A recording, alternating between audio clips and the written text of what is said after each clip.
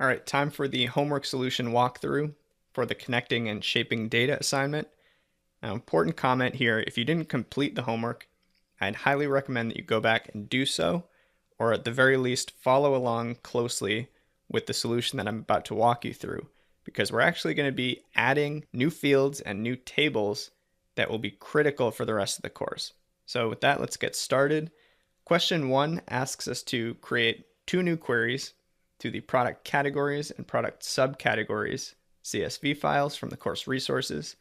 Then once we load those, we're going to name them consistently with our other tables, AW product category lookup and AW product subcategory lookup, and go through and make sure that the headers look good and the data types are correct. So let's go ahead and start with the category file. I'm going to get data from a CSV, and I'm going to find AdventureWorks product categories, and that's the one I'm going to start with here. I'm going to edit to launch the query editor. I'm going to change this one a bit to AW product category underscore lookup. Again, just for consistency with all of our other table names. Press enter. Looks like my headers have been promoted properly. I've got a key, which is a whole number, consistent with my other tables. That looks good. And I've got a category name as a text field. So I'm good to go with this table. And from right here within the query editor, I'm going to grab my second table, which is the subcategories table.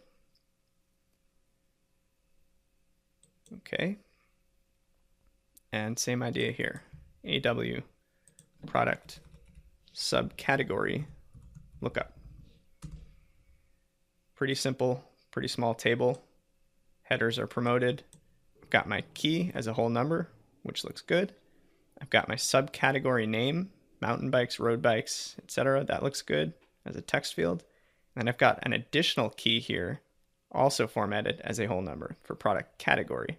So all looks good here as well. I can check that box. And now the last thing I need to do for question 1 is disable report refresh for both of these new connections.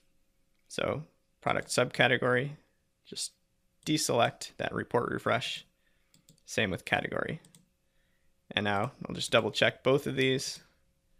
Should not refresh when we use that command from the Power BI file. So there you have it. Question 1 is complete. Moving on to question 2, we need to make some modifications to the AW product lookup table. And the first thing we need to do is add a calculated column that extracts characters before the dash in the product SKU column. So this is our product SKU column. You can see we've got some text characters, dash, some numbers, another dash. And essentially what we want to do is create a calculated column. We want to name it SKU type, and the value that we want that new column to take would be the characters before that first dash.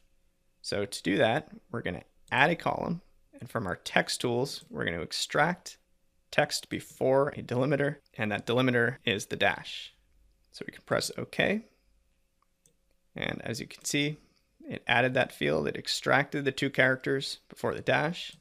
You can go ahead and double click the column header and name that SKU type. And there you have it. Now the next question actually asks us to modify that calculation that we just made. Now we want to pull all of the characters before the second dash. So to do that, let's go back to that step, press the gear to edit it. And we're going to go into our advanced options. And we're still going to start from the left, or the start of the input, but we're going to skip that first delimiter, that first instance of the dash. And we press OK. We can go ahead and scroll back to that calculated column. And now it contains those first characters, as well as the first dash, and those characters before the second. So we can go ahead and click through to keep that renamed column step. And now we've got that updated SKU type column, which pulls in all of the text from that product SKU column before the second dash. Next up, we need to replace zeros in the product style column. So here's our product style column. Let's see what we're working with here. We've got the zeros, and then we've got M for men, U for unisex, W for women's. So just check that out, press OK. Now what we want to do here is not add a column, but transform this existing one. And we're going to use the replace values option and simply find the 0 and replace it with NA. Press OK. You can see those swap in. And when we drill back in, now we have same 4 values, except that the 0 has been replaced by that NA. Now the final part of question 2 is to update the discount price calculation from 10% to 15%, which means we'll need to multiply that product price value by 0.85 instead of 0.9. So let's jump back to the step where we calculated that discount price, which is this step right here, inserted multiplication. We can press the gear icon, and all we need to do is update that 0.9 to 0.85 and press OK. And there you go, it's updated the raw values here. And now we can click through the additional steps. You don't have to do it one by one, but I kind of like to see the history and take us to the end. So now we've updated that discount price column from 90% to 85. And that wraps up question 2. So now moving to question 3, we're going to practice using those statistics tools in the transform menu. So there are a few values that we need to validate here. First one is the average product cost. So we can stay right here in our product lookup table, select the product cost column, make sure we're in the transform menu, go into our statistics tools, and select average. That returns a value of $413.66, which checks out. And now for each of these transformation steps, I'm just going to end up deselecting that step to take me back to where I started. And let's move on to the next one. So number of distinct product colors. Let's scroll through. Here's our product color category, and we want the count distinct from this column. So transform, statistics. Note that we only have our 2 count options because this is a text field. And we want count distinct. That gives us 10. So we've got 10 different distinct product colors that we're dealing with here. Next up, we need the number of distinct customer names, which means we need to move to our customer lookup table. And let's go ahead and find that full name column that we had created. Here it is, full name, transform, statistics, count distinct, 18,110 distinct customer names in our lookup table. So that one checks out as well. And then we've got a couple more, maximum annual customer income. Here's our annual income column, transform, statistics, maximum. That translates to $170,000, which is correct. And then 2 more, we need the count of order numbers and the count of distinct order numbers. So for those, we need to go into our sales table. And we've got our order number column right here.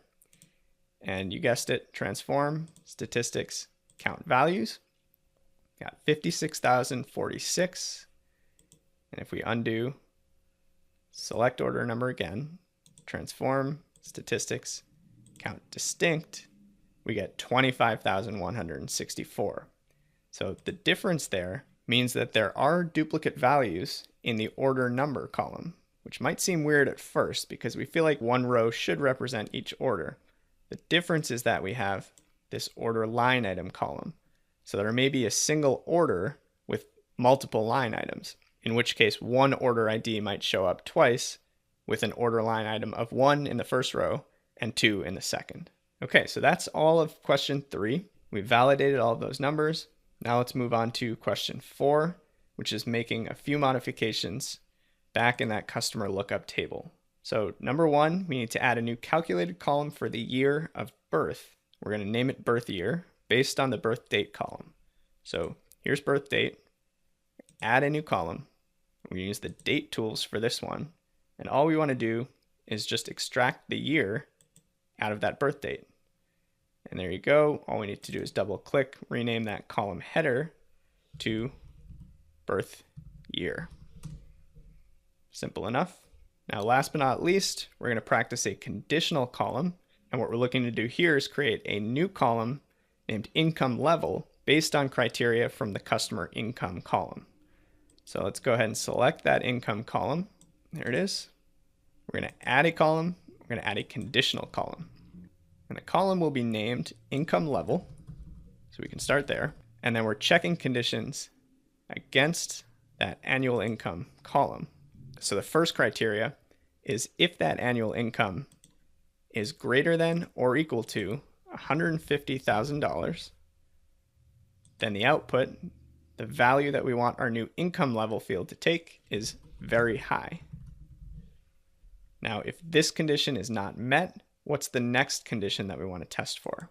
So the next condition, the else if condition, is if annual income is greater than or equal to 100,000, in which case income level equals high. And then the third condition is if annual income is greater than or equal to 50,000, then the income level equals average.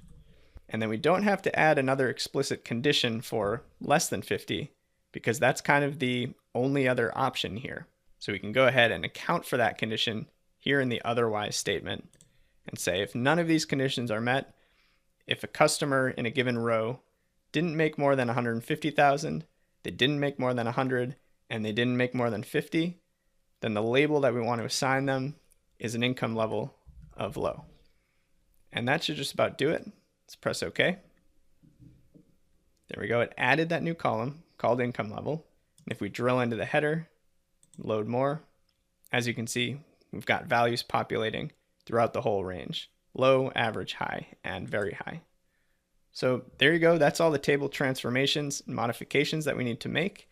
All of the edits that we just made in one go can be applied by going to the Home tab, close and apply. It's going to go ahead and factor in everything we've just done.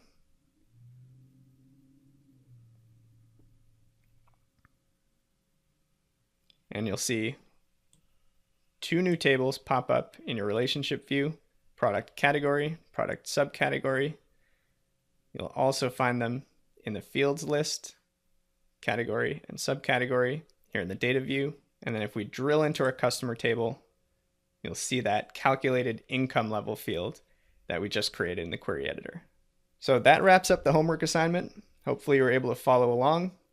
I'd recommend that you go ahead and save a backup version of this report somewhere else on your machine, just to have on hand in case anything happens.